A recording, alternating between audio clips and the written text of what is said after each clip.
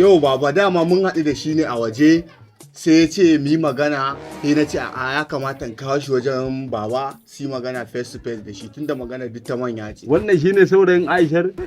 Yaro ya sunanka? Baba sunana Bakan. Bakan he ka ce dan arna? Ni ma haka baba aka raɗa mu haka na tashi na ji ana faɗa mu. To yaro me sana'arka? A yanzu dai baba ban da sana'a amma shekara mai zuwa dole zan yi kuɗi. Dole za ka yi kuɗi? Shekara mai zuwa dole zan yi kuɗi. A dinga haɗa da insha Allahu yaro. Ai Allah ne da shi yasa na gaya ma dole zan yi kuɗin. Anya yaro kana da hankali? Baba ga wannan ina tunanin su ne hankali. Gaskiya ka san hankali, garanti wannan su ne hankali. Ai baba ni na san a Najeriya waɗannan su kaɗai ne hankali. To saboda haka insha Allah yanzu baba zan koma. To a gaida ta Alhaji, na gode, a gaida ta Alhaji fa.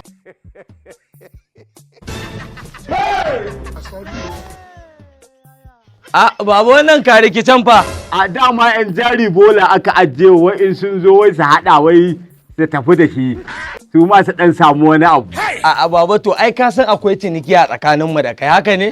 Akwai babban mako mai ƙarfi ma kuwa. To baba nawa za a siyar min da kayan nan yanzu?